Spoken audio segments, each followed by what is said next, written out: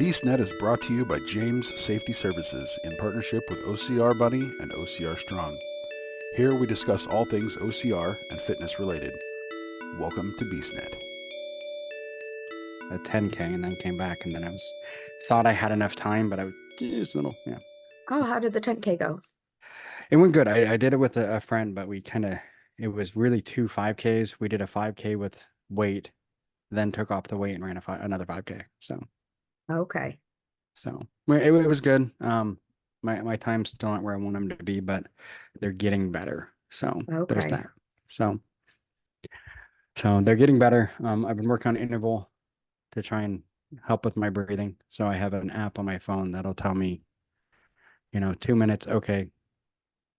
Then take like a minute, not walking, but just a little less, bring myself down a little bit, try and get my breath, make sure I get my breathing under control, and then 2 minutes at a more hard pace, and then back down for another minute, and then 2 minutes at a hard pace and back down. So, Okay, good. Have you tried like zone 2 running lately? yes. Well, Yes. what do you, well, okay. Really, when I go to when I do the 2 to 1, when I get to 1, that's like zone 2. Okay, then- but no straight zone 2. No, I haven't done. I need to. Well, that's not completely true. During the week when I'm doing my shorter runs, I do that in zone 2. Okay. So I And try what and get to about zone 2 biking? instead. Biking, usually on my shorter ones during the week, I'm in between 2 and 3. Okay. So, and then I'm going to do a longer bike ride tomorrow. I got to try and get it in early though, because I'm giving blood tomorrow too. So I don't really want to do a long bike ride after giving blood. But Yeah, definitely don't. And Mhm. make sure you're getting in some really good food and yeah, refuel after yeah. both, So after because both I of them. do the way when I get blood now, I do plasma or whatever it is, so I can do it more often. But Okay. and they do say actually with that you can do a little bit of exercise right afterwards, but not like you're not supposed to push yourself if that's Right. the way they say it. So just trying to, because I know I've got a little over a month before the Ironman. So Oh, that's yeah, exciting. see, yeah. Well, and the bad part is I was thinking about, because we've talked about this before. You have to have that A race, Yeah. and I'm like, the Ironman's supposed to be my A race, but then I'm like, but really I have big event races almost every month until July. Right. Because I'm helping More Heart Than Scars next weekend at the Houston Spartan, but I'm not gonna push. It's just gonna be a nice, easy help them get everything through. And then a month later I do the Ironman in Galveston. And then I'm supposed to go again with More Heart Than Scars to Fayetteville and do the ultra with Oh, you're doing Marla. the ultra. Yeah, so Okay. it's supposed to be, because in Dallas with Marla we didn't make it. We didn't make the ultra. So Fayetteville's our revenge. So we're going for it again, and doing the ultra Okay. with Marla. And then that's May. June is Sisu, which is the 24 hours and getting many loops as you can. And then July is Ragnar, Mhm. which my team just decided that trying to find the second van is too difficult. So we're just gonna forget the second van. Oh, that'll be fun. So I'm like, wait a minute. So we just went from like 20 miles a piece to 40. Yeah. Okay. So, Okay. and I want a very Why not specific, just do the ultra? that's pretty Ragnar much what it is. Ultra. Yeah. Yeah, that's pretty much what it is. We're just gonna do an ultra. We're just gonna, instead of 12 runners, we're gonna do 6, and we're gonna do the whole thing You with do know 6. they have like the Ragnar Ultra instead. You might as well just bump it up. That's pretty much what we're buying. He's gonna, yeah, I'm the captain, but yeah, we're doing the ultra. So we are doing the ultra. Okay. It's Okay. gonna Because be, I think I've never actually run a Ragnar, but isn't it that with the Ragnar Ultra relay, you just have less runners? yeah, that's exactly Okay. it. So instead of the 12, you do it with 6, and that's what we're doing. So we're doing the Ragnar ultra, and I want a very Well, specific like leg that is gonna it's gonna suck, because it means that I have to do all the ones I did last year as well, and the ones last year were just hill after hill after hill. oh, So, but there's one race where there's a bridge in Washington, that's the Deception Pass Bridge. It's this huge long bridge that's way up there, and you get to run across it if you do a very specific leg. And Okay. I've wanted to do that because you run across it, it's like 3 a.m. Oh, okay. and you're running across this bridge. So, so yeah, that's kind of how somehow my schedule just went from a little bit to way too much. But Okay. so, because I was thinking about, it, I'm like, oh, after Ironman, I can take like a small break and kind of no, it's going to be pretty much, I'm going to have to start training for, I mean, it's ultra for Spartans, but I mean, it's with a wheelchair, so it's going to be brutal. So I'm going to have to keep up the training because then, like I said, then in June, I got the big one, then July, and Yeah. I'm thinking about possibly doing the Waco Ironman in October, but actually, it might be in September, one of those two. So, yeah, I've never been that bright. We know. I know the look you're giving me. It's okay. I have conversations with clients and friends almost every single day saying like, why is X, Y, and Z A races and why are you doing this to yourself and what are you hoping to get out of it? And hey, if you put a little more thought into your schedule, you could like peak for the races that should be your A races. Yeah. While I'm not saying that, the Ironman should, by all accounts, be your A race. But yeah, some of those other races, at least you'll be trained for them. Yeah. Um, but Well, and yeah, I think pretty much what it is, I'm just going to kind of keep up the pace of training that I have been because I feel like doing the bike and the running because I mean, they're using the same the same body parts but different muscle groups. yep. So by doing that and then throwing in a little bit of weight and some weight training in there, out in the garage,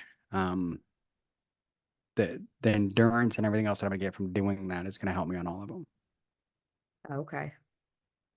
At least I think. But then it's also I need to make sure I get the running because after the Ironman I don't have any more bike, but it's still good to keep the training on the bike going. Right. Definitely. It's good, at least for cross training, Yeah, at the very least. and And cardio, and then with how you struggle still with like heart rate control and breathing, you can definitely get some like different kind of workouts specifically on the bike to yeah, help build your aerobic base. yeah, and that's where I've been working on. I know it sounds weird, but I've got like the VR, and I've been doing some like the hit workouts on the VR, but it has been very helpful with my cardio Good. because it keeps everything going. And um, I put on basically the ankle weights on my arms to get a little bit of extra in there, and Mm. then have been going out to the garage and doing some a little bit of weight workouts, just more the normal workouts but with weight. Okay, Just good. yeah. So push-ups, I've been working on sandbag burpees with about a 40-pound sandbag, stuff like that, and just trying to get the muscle build as well to go along with the cardio, because that's where I Awesome. feel I get a lot of my cardio issues is when I have to do something besides run. Sorry, I've been dealing with a cough for the past couple Uh-oh. of days, Well, hopefully partially why I'm sipping on tea right now. that doesn't last. So, Yeah, no, that's been real fun, especially like during my runs, because, oh yeah, Mother Nature can't make up her mind and brought Boston 50-degree weather for a couple days. I ran outside in a t-shirt, and then 2 days later, it was, in the 20s, um, with horrendous wind. And suddenly my body was like, oh, I hate you right now. yeah. So the cough See, came about. Texas has been the opposite. It was about 50, and then today it's 75. So, Like, that my thought is like Mother Nature, you tried. mhm. We gave you the time to have a winter. You never came. Yeah. So now we don't need you to try anymore. Let's just get on Yeah. to spring. Yep. Let's get on Um, spring, move on with it. Boston hasn't had snow in 2 years. Oh, So yeah. wow. Yeah, I didn't know that. That's insane. Yeah, we haven't had like any substantial snow, like maybe a light dusting here and there, but definitely nothing that warranted like shoveling. Wow. Yeah.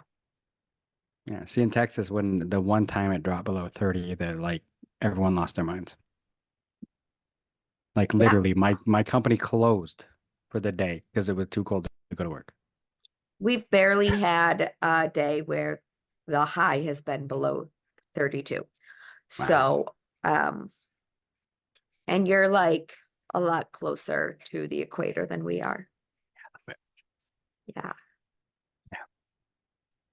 No, we had So, one day where it dropped down by like 29 or like I think it was 25 and everyone here lost okay. it. That's funny. It's just like I'm like, what is going on? Yeah. Yeah.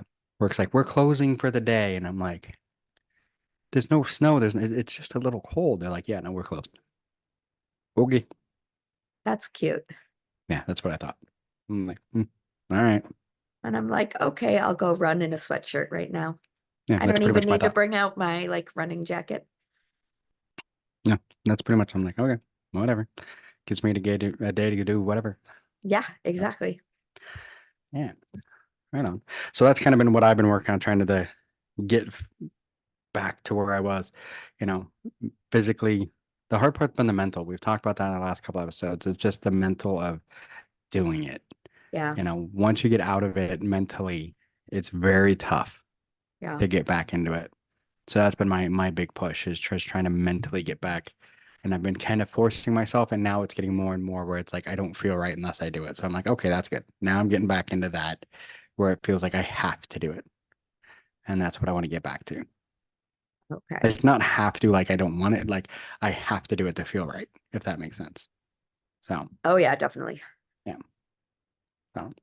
So what have you been up to? I know one of the things we want to talk about. You went to a special meeting. I did. Before that, I did get a new tattoo. I did see that, which it's amazing. Um, words can't even describe how ecstatic I was to get that email saying that I had an appointment with Kelly Doty. And if anybody listening has ever watched Ink Masters, she's probably one of the most iconic artists to come out of the show. And by happen chance, she lives or is in the process of moving away from Salem, Massachusetts. And because she just got married and is moving to Scotland, they are waiting for her visa to come in. So she's like, oh, I might as well do some tattoos.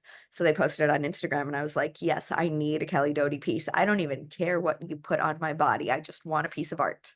Yep. And next thing you know, I was sitting in a chair for 9 hours getting probably the equivalent of a sleeve at this point, because I said, let's do it on the inner arm. And she was like, okay, let's take up your entire arm.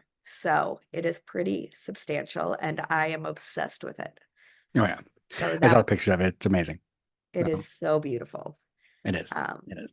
but yeah, I did that. And then a couple days later, I hopped onto a plane out to California to help teach the USAOCR Level 1 coaching certification.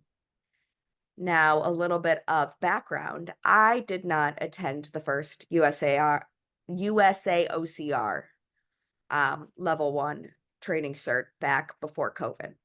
USAOCR has been attempting to get off the ground for quite some time. Mhm. I remember I was brought on to the athletes committee like the beginning of 2020 before the world shut down. So, they were really ramping up, and then COVID hit, and it's like, well, we can't really do anything with it right now. So, cut to the last probably year and a half, it's picked up some serious steam now. So I am on the athletes committee, the competitions committee, and the development committee. Nice. I love it. I love this sport. We all know that. Oh, yes. So I was brought onto the development committee years ago, stayed on that. Then they asked me to join the competitions committee. I'm like, of course. And then Russ, OCR buddy Russ, said, hey, Megan, I would love your help on the athletes committee. And I said, sure. So here I am. But with the development committee, The other 3 members were at the level 1 certification a few years back. And now we revamped the level 1 cert, and they said, Megan, we would love for you to build a section where we talk about training for obstacles specifically. And now I don't want to say any incorrect information, but from my understanding, it sounds like there hasn't been a obstacle course racing certification that has actually touched on training for obstacles specifically.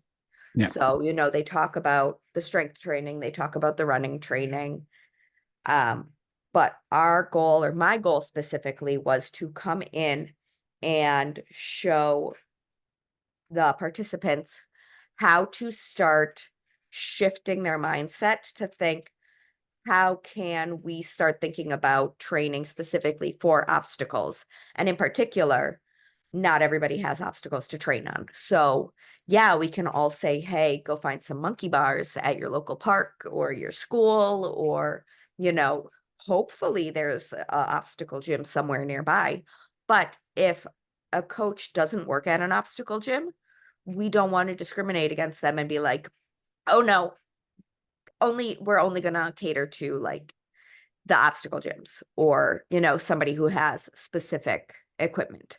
We want every single coach to be able to come into our certification and leave saying, I know how to train a layperson to get them ready for obstacles, regardless of what obstacles they may or may not have access to.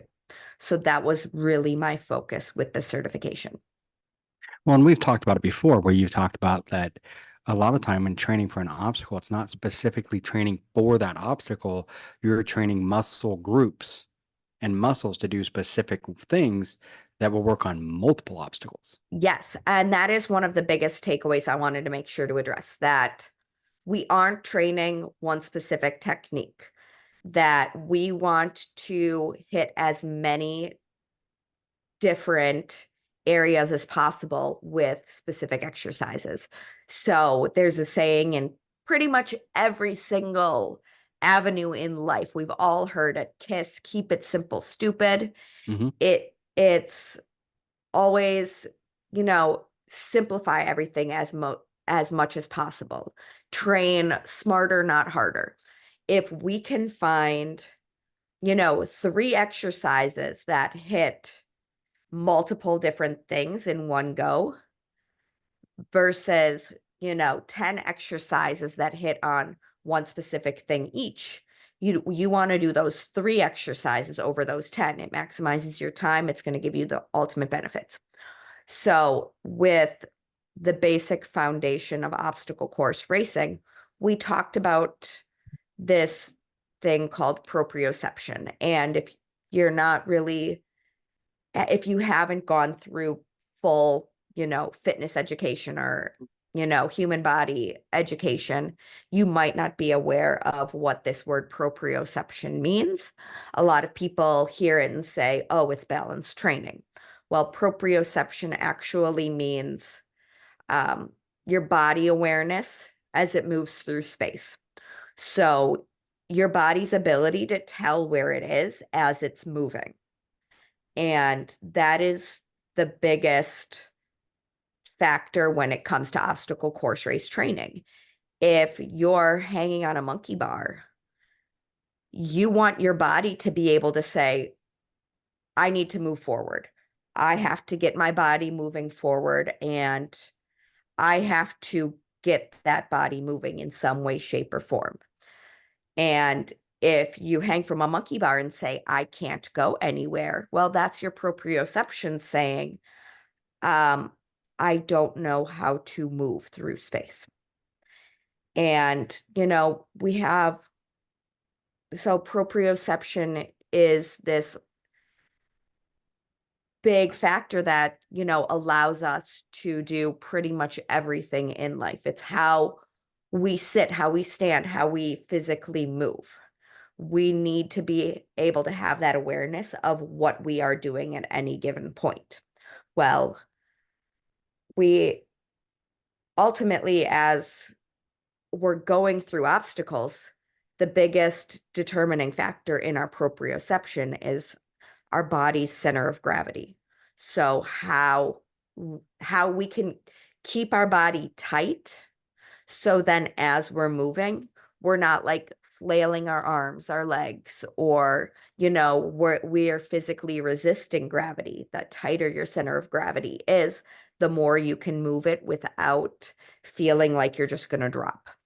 Because that center of gravity quite literally means the line of pull from gravity. So if your center of gravity is in a lot tighter to the midsection of your body, then it's less likely that you're going to just drop off of something. So that was the big key in developing this certification. How can we maintain our center of gravity as tight as possible while teaching our body to move through space? And it ultimately comes down to our mobility and our stability. So obviously core stability is the biggest way to develop your center of gravity.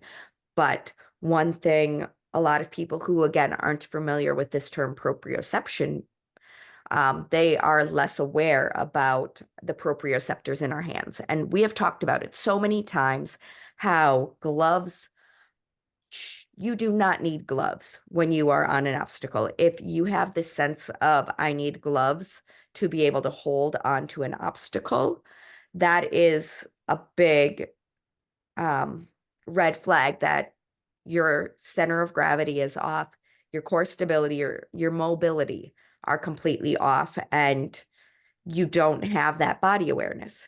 Because quite literally, the main points of proprioceptors in our body are our hands and our feet. When we put gloves on, we block those proprioceptors or make them a little dull. So then your hands can't sense as much of what it's doing. They can't adapt to what they're gripping or what they're moving through. And that a lot of affects, times you squeeze harder. yeah, you squeeze Which- harder to get the exact same effect.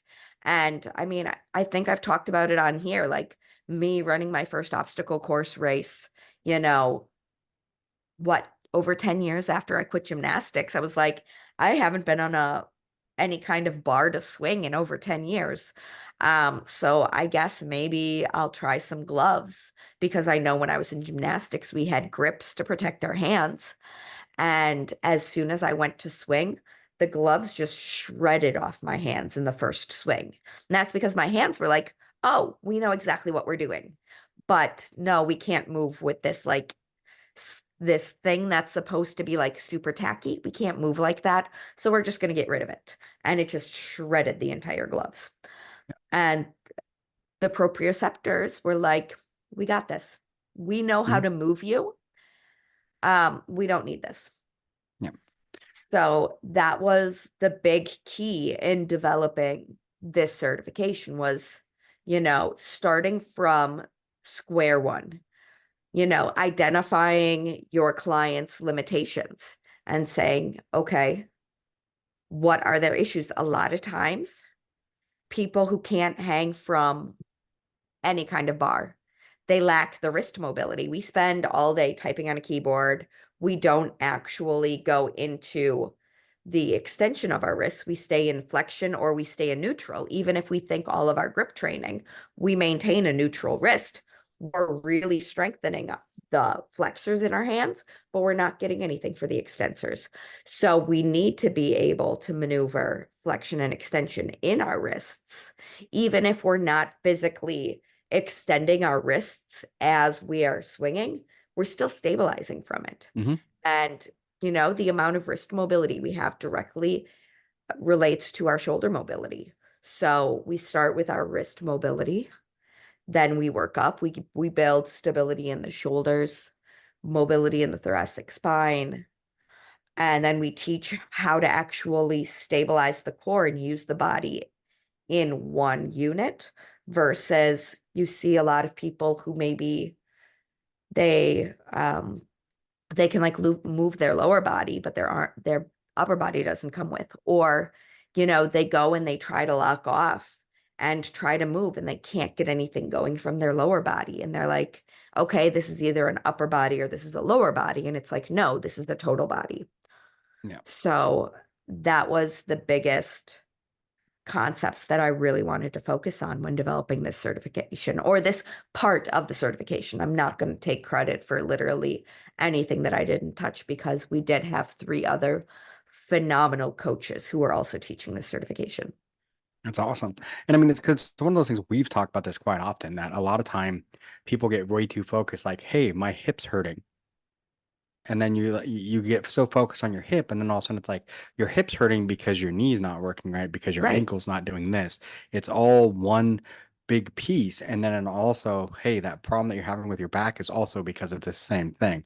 And it's a lot of people don't realize that, like you're talking with the wrist, like your wrist not working correctly moves all the way up until, like, basically your whole body, Yeah, and and that's huge.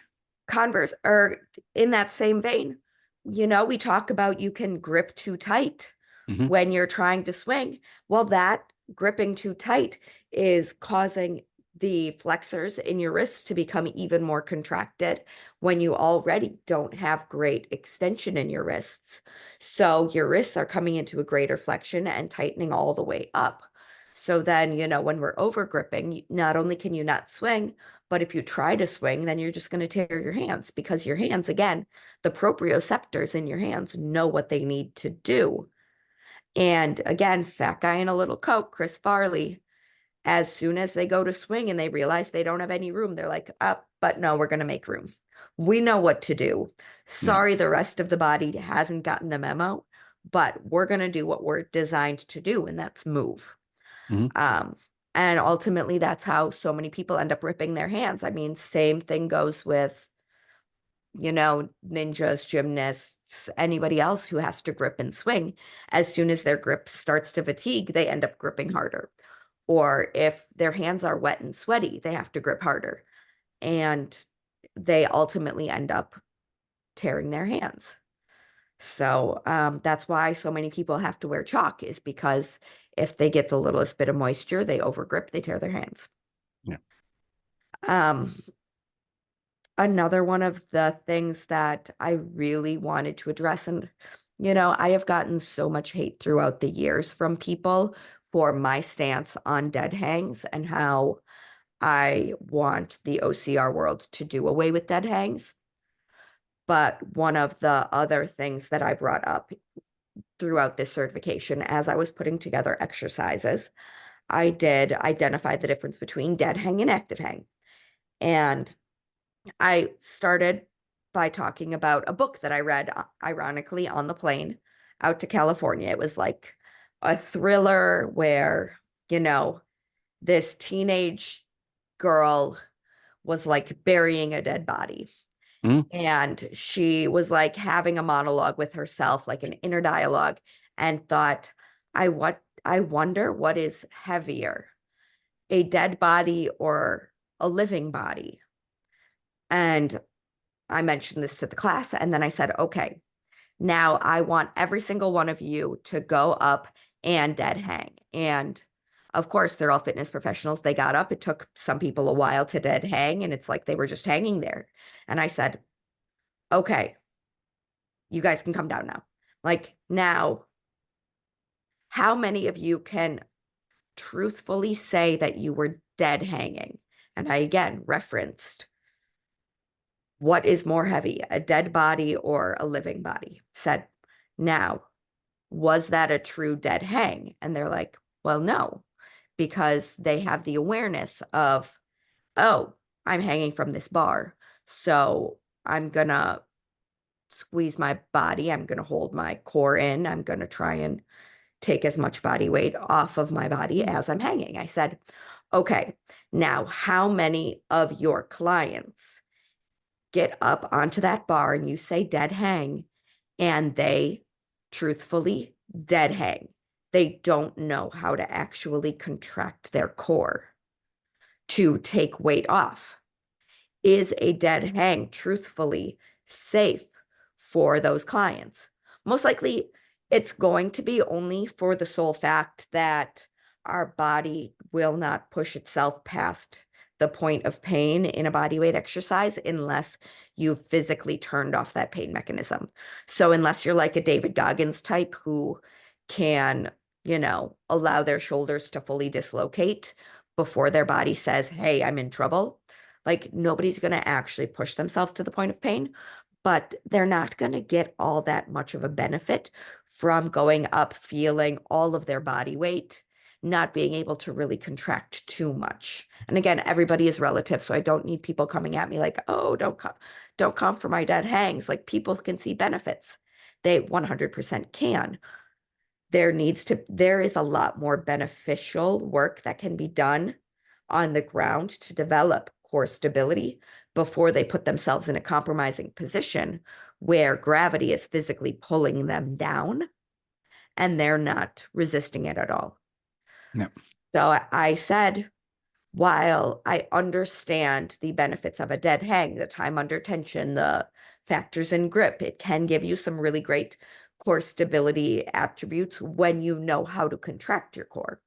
I said I would much rather have every single client start in a active hang where I have them go and start in a chin-up hold and say, do what you can to resist gravity. And then once gravity fully pulls them out, I say, now hold yourself at the bottom without dropping. Because even then, even if they are fully in that quote unquote dead hang position, they are still trying to be as active as humanly possible. Mhm. Whereas if I say, go dead hang, if they haven't been cued to activate, they might not know how to activate. No, I agree. I mean, I think the biggest problem that I've seen with trainers a lot of times is they get that whole idea that everybody knows what they know. Yeah, 100%. So they don't try and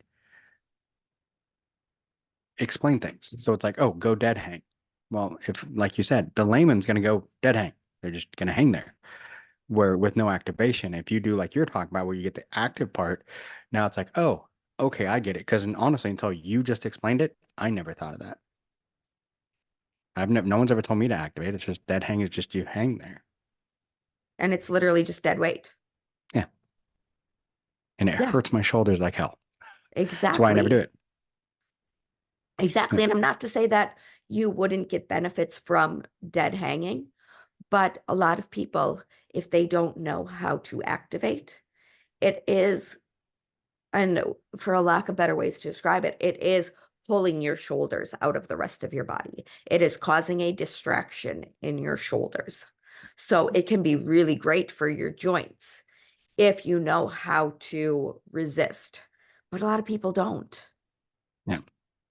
So I see all of these dead hang challenges and bless their heart, like I love them for trying. I love that people are still putting out things that like OCR athletes see it and say, "Oh, I would really like to improve this," or "Oh, I this is an easy thing that I can do every single day." But until we're actively like actually cueing how to get into it safely, I don't think it's something that we should be doing. But I mean, I could say the same thing about most of the, squat challenges and push-up challenges and whatever else. I always say people know or people don't know what they don't know. And I, as a coach, will try to pick my clients' brains and Yeah. ask questions and find ways to phrase things so I can really get an understanding of what they do know. But if I'm just posting something on social media, unless they're asking me questions, I can't just assume that they know exactly what I'm talking about.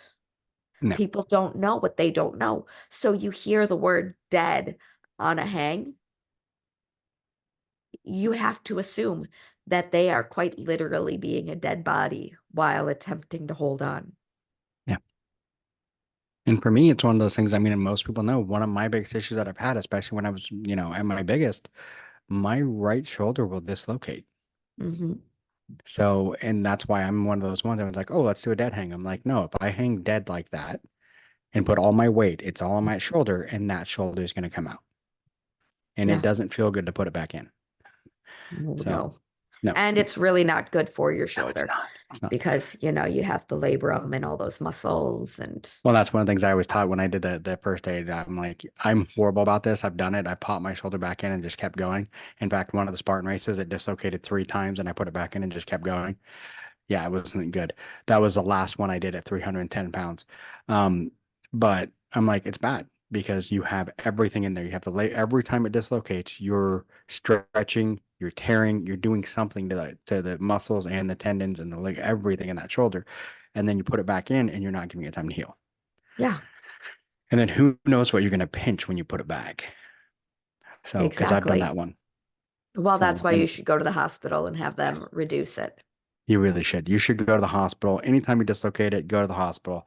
I tell everyone that I'm horrible about it. And luckily I haven't had mine pop out of socket in like 3 years. So, Yeah, I was trained on how to reduce it, and the opportunities I've gotten to reduce it, I'm like, no, you're going to go to the hospital because even though I know how to put it back, you have so much vascular stuff in there.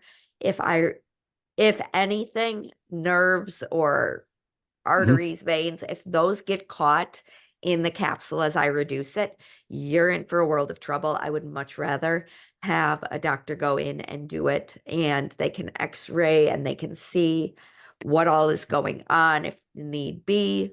If something is pinching, they can catch it right away and they can do what they got to do. Yeah, and that's one of the big things too that you point out. That doctors can look at it, do X-rays, because that's one thing. Once I really like, I'm afraid to go to the doctor and say, hey, my shoulder needs a, I'm afraid to see what an MRI is going to show because I won't even mention how many times I've dislocated that shoulder and put it back. Oof, oof. So, Your labrum's probably shot. oh, it's probably, I can almost guarantee at this point I'm gonna have to have surgery eventually.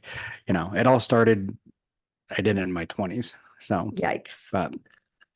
but at that time I went to the hospital the very first time I dislocated, but they're like, oh yeah, it'll happen again. I'm like, awesome.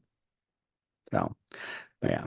But then I've just tried to strengthen up, and that was one of the big things when I was running and everything else, was strengthening up this arm so that I wouldn't, my shoulder muscles, Hmm. everything else to help hold it in place so that I wouldn't have that problem. Plus, when you're not 310 pounds, it's not as much on your shoulder either. Yeah, definitely. Do you like the BeastNet? Do you want to keep hearing it? Be sure to follow us on Facebook, Twitter, Instagram, and more at BeastNetPod. No, which is one of those things as a coach too. I mean, there's so many times you get coaches that get these crazy ideas of stuff like that. Like, oh, you popped your shoulder, let me fix it. No, go to the hospital, Right. and like you said, they don't know what they don't know. I mean, for me, popping my shoulder back in, I watched so many movies in the 80s where it was just, oh, that happened. You pop it back in, you go back to work. No, Mm-mm. no, No, you can't no, risk it. no, you can't. Because the problem that you run into is, like I said, I did it in my 20s and then it happened over and over again. I never went and got it checked, never did anything. And then all of a sudden it's causing me issues on races where it's just randomly popping out. Hmm. And I'm like, oh, that's awesome. And I've strengthened it and done what I should. But at this point, I'm going to have to go to the doctor and have it checked. No. But Well, yeah. I really don't want anybody to come for me after today and their beliefs on dead hanks. That is just my personal opinion on them. And I will also mention that I have my master's in injury prevention and performance enhancement. I am very well versed in biomechanics. So again, you don't know what you don't know. No. Um, And it's one of those things. I mean, like you said, it's your opinion, your very well educated opinion. Um, but I mean, there's so many people that they get stuck on some of these exercises, like, oh, this is what we've always done. This is blah blah blah. Yes, but there's so many exercises. You go back and look and like, I would love to get my hands on. I used to have one. It was like an exercise book from the 60s that my dad had. And half the stuff I'm looking at going, no, that's yeah, not good. No, but it's what was believed at one point. And that's what happens a lot of times. People get this in their head like, oh, this is the exercise. This is what I was taught in high school, that this is what I'm supposed to do. And I'm like, high school was 30 years ago. Yeah. I mean, I have so many clients at this point who train for this stuff. I have seen such better improvements on hanging obstacles from giving them a hollow body rock, switching from a hollow body to an arching position in back, and, a negative pull up, which is quite literally that active hang where gravity just pulls you down and it's that descending phase of the pull up. They have had much better results on hanging obstacles with that than just sitting and trying to dead hang for as long as you can. Because also, if you're dead hanging on an obstacle, where are you going? Nowhere. Nowhere. You should never be straight hanging on an obstacle. I mean, even when OCRWC, I forget what the name of that obstacle was, but in 2017, my first year, they had one where you just kind of came down this little slider you held on, and it had like 3 little bumps to get over. You would slide down and then it would stop. You had to get over this bump, slide down again, stop, and then you had to get over and slide down. Just like in 2018 in the UK, they had a zip line that you held on and slid down. Even there, you have to hold your weight. Mhm. You're not dead hanging. You are trying to stop yourself from falling as gravity is physically pulling you down on this zip line. So you are resisting gravity and momentum. Yeah. Oh, big time. I mean, and it's one of those things. I've done zip lines. I've done stuff like that. You don't dead hang. Yeah. It's like you mentioned, it's the active, like you're engaging your core, you're doing all that. Plus, by doing it by engaging your core, we need the core. Yeah. Yeah, It's that's all teaching the center of gravity mhm. to It's hold and the resist. the biggest part. Like how many times I've seen people have issues, and immediately it's like, oh, you fix your core. It's not going to fix everything, but it's going to help you. It's going to give you Yeah. that, like when you build a house, if you don't have a good foundation, it's not going to hold. Yeah. Doesn't matter how good everything else is above it, and our core is our foundation. Core stability and then your body mobility. The two of them work together. The greater your joints can move, or like, and I don't want to say joint as in like, how your femur sits in the acetabulum and moves. Like, no, how the hip joint as a whole, all of the muscles that work together to move that femur. The more you have in mobility with that, then the better you're going to be able to stabilize, because your body has that much more range of motion for movement. Mobility is your body's ability to move through its joint range of motion, whereas flexibility is how far your body can stretch. We don't care about flexibility anymore. We care about mobility, the active range of motion of a joint while you are like staying functional. Yeah. And for me, that's been one of the biggest things for me. It's right there. You use the word, that's my favorite one. Like everyone's like, where do you want your fitness journey to go? Do you want to be jacked? Do you want to do this? I'm like, I want to be functional. Yeah. I mean, and that's it. I don't really, I mean, I want to look good, of course. I mean, but it's going to take more than exercise for that to work. But I want the functionality. I want to be able to physically do things, because you see all the times like bodybuilders, whatever. I'm not, that's tough as hell to do what they do. But you tell a bodybuilder, okay, let's get on a treadmill and let's see who can go the longest. 9 times out of 10, we're going to beat them Yeah. because it's all about building that muscle. Very few, bodybuilders really don't have any cardio because it kind of doesn't work well with what they're trying to do. And that's kind of the thing. I don't want that. I want functional. I want to be able to, go out. And if you, showed up at my house tomorrow and said, hey, let's go for a bike ride. Cool, let's go. Let's go for a run. Let's go. I want to be able to function, you know, and go to do obstacles and function. Yeah. And that's the biggest thing for me. Obstacle course racing is probably the most functional sport there is, because, and I always say, I'm literally just training to beat the zombie apocalypse. Mhm. But like realistically, all you're doing in obstacle course racing is staying functional. You're running, jumping, swinging, carrying things. Like, that's life. You need to be able to overcome whatever is put in your way. And should the zombies ever come, I guarantee you, anybody that can jump over a fence is going to survive a hell of a lot longer than somebody who's, lifting just a weight over their head or squatting 500 pounds. Not to say that that's wrong. Like, that's great. I want to survive the zombie apocalypse. I hate zombies. Yeah. Don't let them come eat my brains. Yeah, no. See, I'm not going to say much because when I used to game, that was my gamer name. Was Zombie. Oh yeah. Because I was very well known in the game that we played, of being the one that for whatever reason I could get hit like multiple times and still keep going. Like somehow in the games I Wow. was always just like, yeah. But so then my nickname was Zombie. And then it just cracks me up. But yeah. That's hilarious. But So with all of our talk about, USAOCR, it's ironic, but not ironic, I feel, because obviously we know what's going on in the obstacle course racing world. yes. We see it. I think you kind of have to be blind to not see what's happening with Spartan. And I don't want to sit and be like, oh, hey, now we're going to bash Spartan, because we're not. No. We see what's happening. We don't have any say in what is going to happen to Spartan. But No. a lot of people are worried about where obstacle course racing in general is going. And I want this podcast, if anything, to be reassurance to whoever is listening that the sport is not dead. No. Here in the States, we are actually very far behind compared to a lot of the rest of the world when it comes to developing the sport side.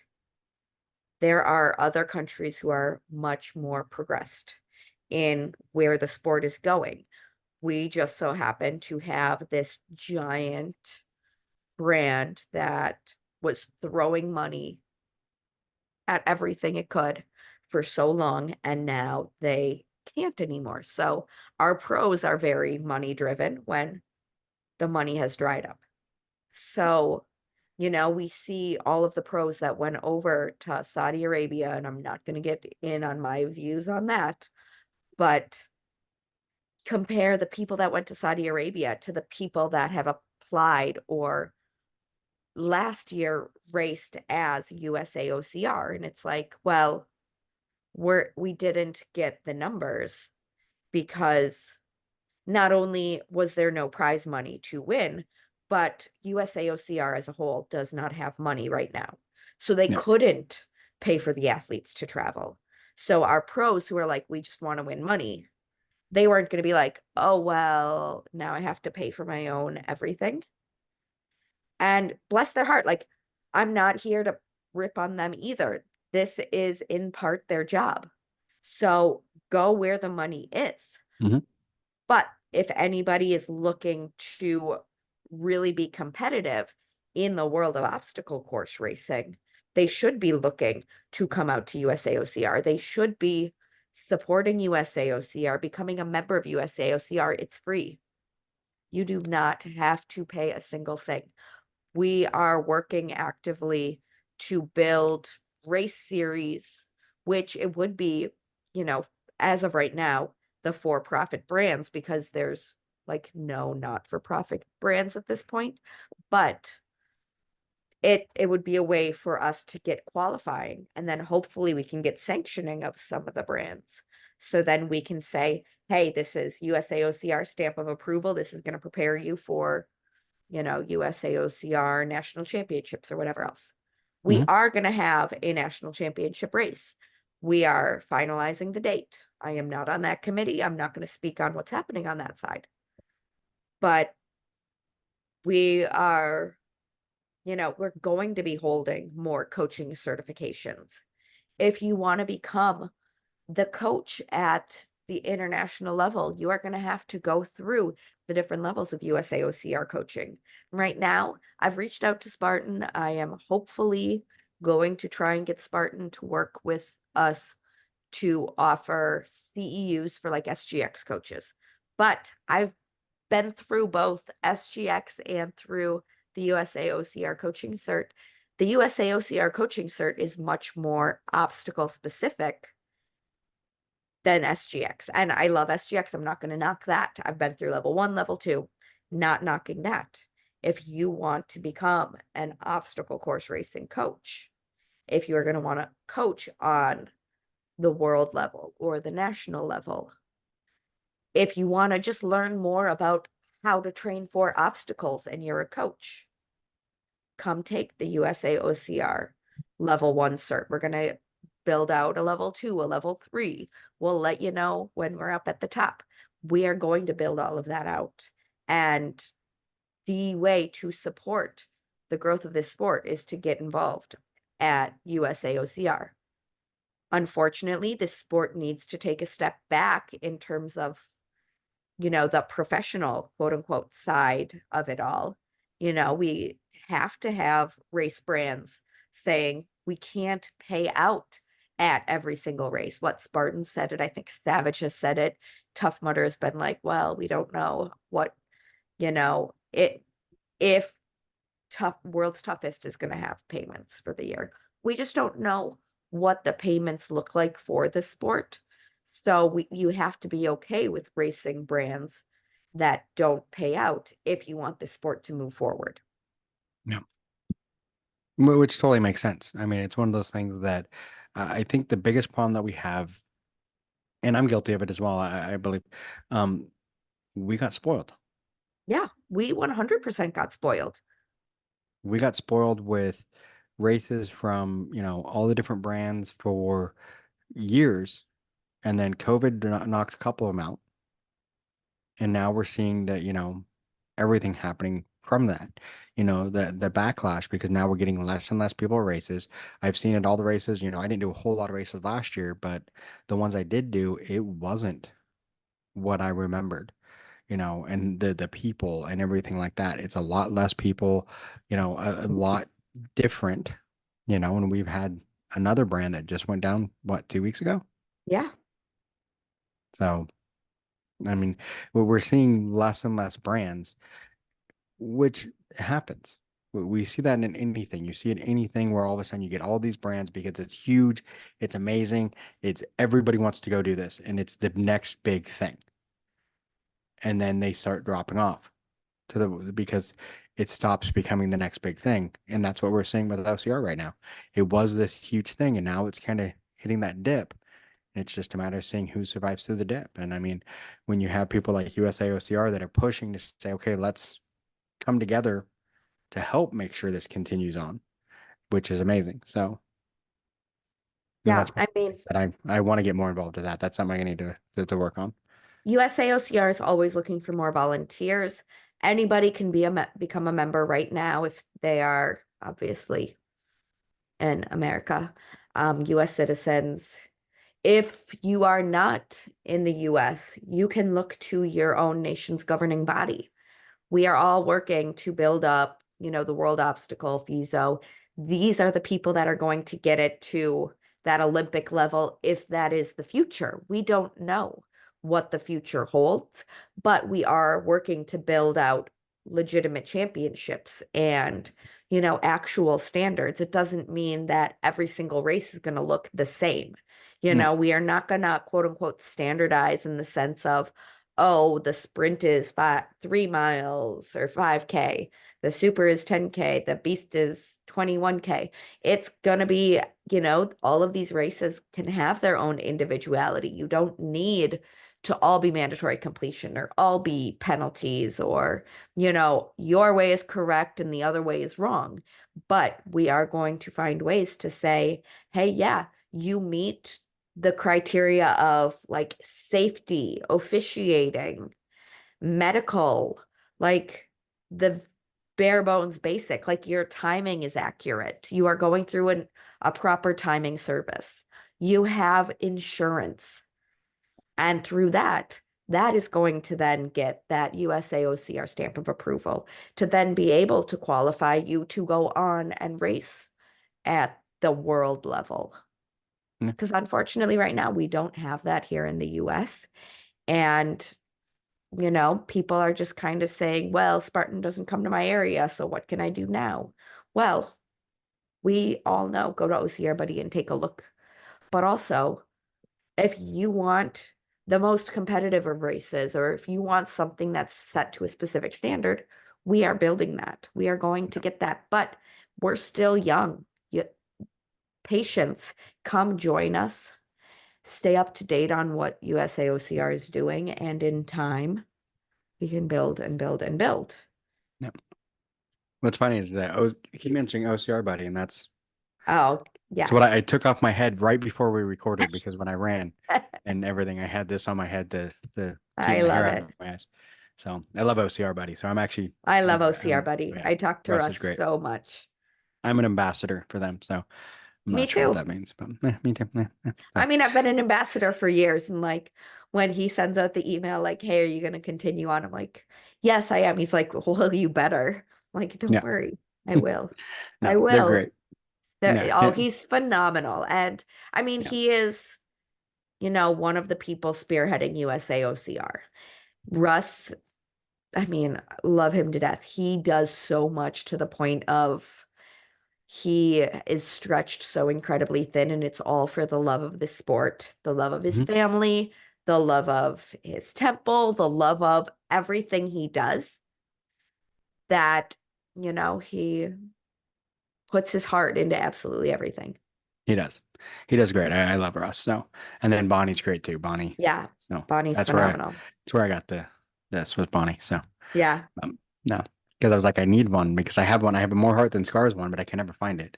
And then I Yeah. think I have an old Beast OCR one somewhere, but it's like they're great when I'm running and they keep my hair out of my eyes.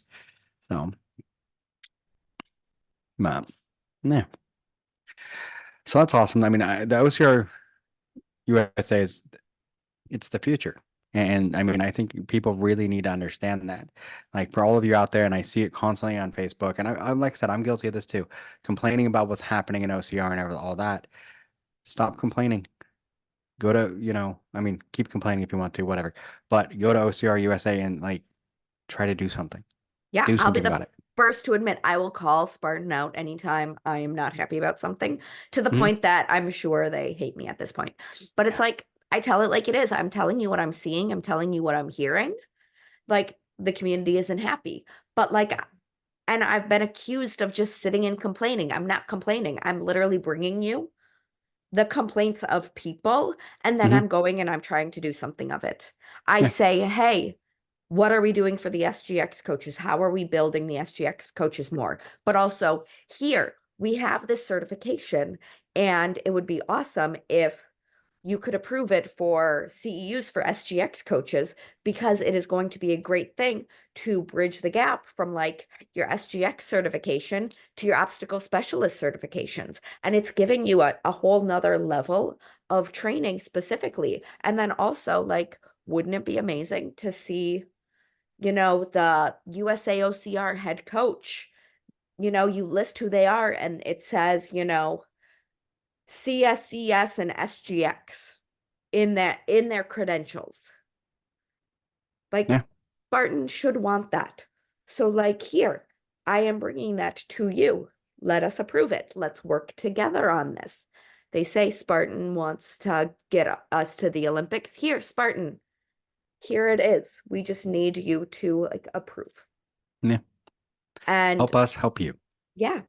And the more people who say, we love Spartan, we want to see this sport grow, and can say, Spartan, here, come help us, work with us.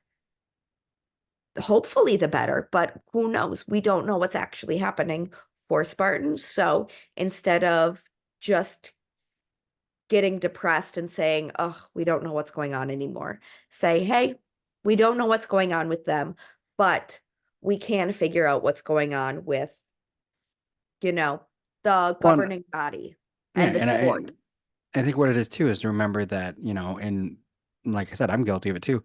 We forget that Spartan isn't the whole OCR world. There are other brands, there are other things.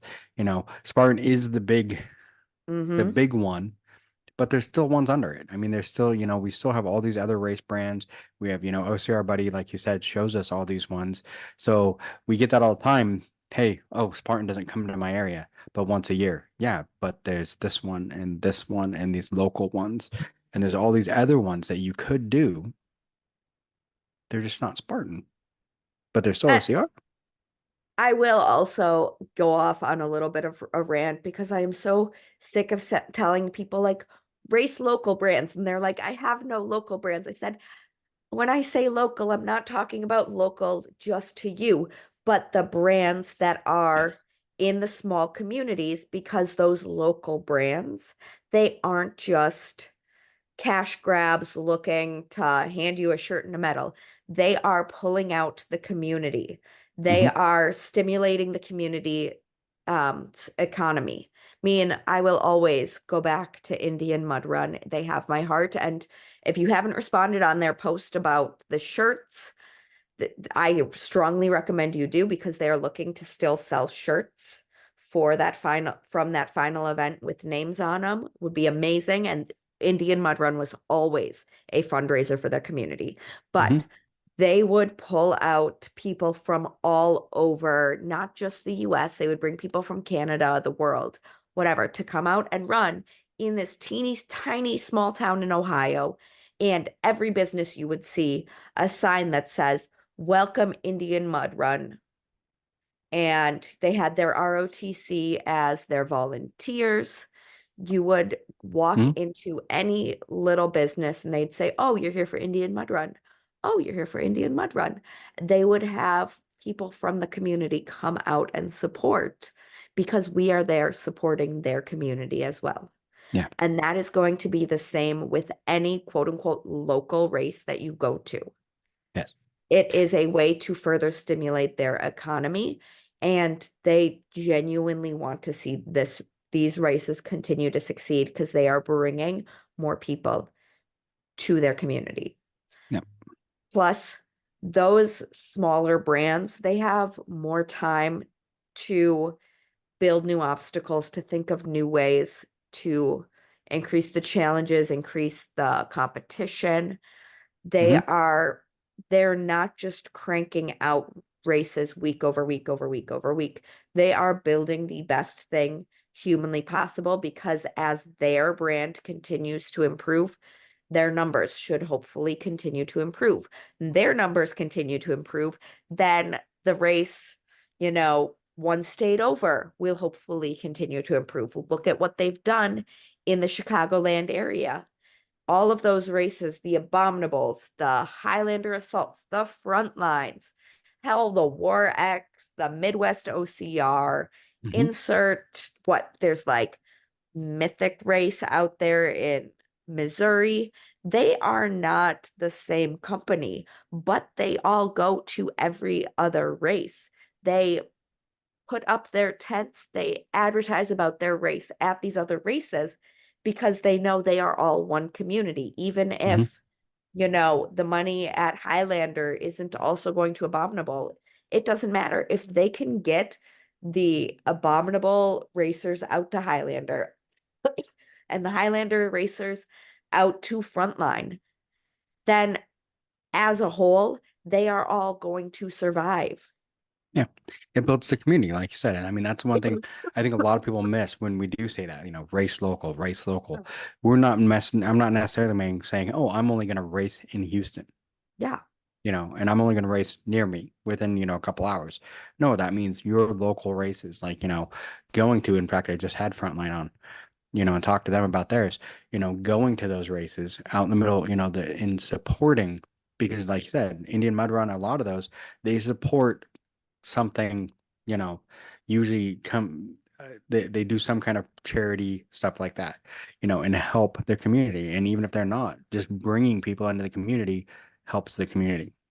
Oh, yeah. I mean, I'm good friends with Rob McCoy from Fit Challenge, and he's still doing trail races, but he would take personal days from work specifically to have a Fit Challenge, community cleanup, or he would take X amount from his profits and he would bring Toys for Tots, or he would do something for the schools in Cumberland or whatever else. He doesn't live in Cumberland, but he was like, Cumberland Park and Rec allow me to use these beautiful parks. I am going to give back. I am going to bring racers out, and we are going to have a park community cleanup day. And, you know, there is so much stuff behind the scenes with all of these brands that people don't actually know. And it's just to continue to preserve that relationship with their community. Yeah. You know, so many brands, they will call up to the local hotels and be like, hey, can we get a deal for our racers? Or, you know, we would love to have you sponsor, but like we would also love to just be able to feature your brand. So when people come in, they come to you for pizza or, you know, whatever else. Oh yeah. And that's a big thing. I mean, when you have a lot of times, I mean, and I've done it when I've gone to a local race, something like that, and all of a sudden you see the sponsor like, I want to go get something to eat afterwards. Hey, and you see it and like, oh, where's that at? Yeah. Because it's a sponsor of the race. Like, I kind of want tacos. They got tacos. Let's go. Rather than, other times where I don't see stuff like that, you just pull out and find the closest first thing you see. Right. I tell people every time I travel, the best thing I love to do is just walk up to any random person and be like, hey, where is the best place for a breakfast sandwich? Where is the best coffee? Where is the best pizza? And actually ask the locals where the best everything is. Cause like, middle class fancy, I don't care. Like I don't want to go to the Olive Gardens. I don't want to go to the Applebee's. Like, No. I want to support the mom and pops. Like, I tell people that, living in Boston, my dream is to have every so often have a live like, or have a tourist day where I put on my obnoxious Boston gear, go to the Common. Yeah, I'll ask people, how do you get to Fenway Park? How do you, where's the tea? Where can I go for this? But I want to ask them, okay, what is the best food? I'm going over to Fenway. What should I eat while I'm there? Yeah. And see what people say. Because I guarantee you, everybody's going to give you a different answer, and you're going to discover new everything if you just talk to people. Nobody is going to sit here and be like, oh, well, there's an Applebee's 2 blocks away. They're going to say, hey, you want some good pasta before your race? Go over to this Italian place. Yeah. Yeah. Which is how it should be. I mean, it's amazing if you just talk to the people.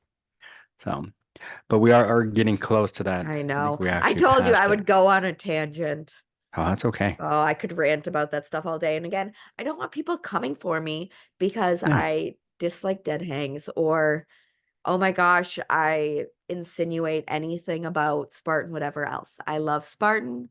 I love everything about this sport, and I only want to see it continue to get better. Yeah. And I agree. I mean, and that's the way it is. And that's one thing, you know how it is here. This is a safe space. You can say what you want. So nobody go after Megan. I mean, we can say it's a safe We can space, say but it's a safe space, but it does social go out media can online be and social ugly. media. It does get ugly. It does. It does. So, all right. Well, as usual, it's amazing talking to you. Oh, it was so great.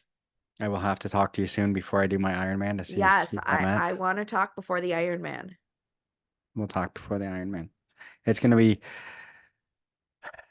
what's really funny is every time I've done an Ironman before, what worried me was the swim. This Mm-hmm. time I have no worry about the swim. I'm like, whatever, the swim's whatever. But because I swim constantly now, I need to go out and get some open waters, but I swim constantly and I feel comfortable in the water. I feel like the swim's going to be comfortable. I'm more worried about the other two at this point. And I'm like, Okay. this is the first time I've been worried about the bike and the run. And the bike, I'm actually getting more comfortable because I got the trainer. I've been using it, more and more, getting more and more longer rides. Well, I think not last weekend because last weekend I was on a cruise doing things I shouldn't have been, but that I should have been doing for training. But my wife bought the drink package. I had to make it worth it. But But I've been using the bike, I think 2 weekends ago I did 28 miles on the trainer and just, going. My plan is, like I said, tomorrow I want to get out before I get blood and do, get on the bike and do go outside with the bike because the weather's getting nice. So and get, I'm hoping for about 25 miles, but we'll see. Okay. See how much Well, time I have. You should probably stop it here. Otherwise, I'm just going to keep diving into your training. Thanks for listening to the BeastNet podcast. If you haven't done it yet, find us on Facebook, like and share the podcast. Give us a review on iTunes or Spotify. All these things will help to expand the show in the future. Don't forget to subscribe and let us know what you think and what you'd like to hear.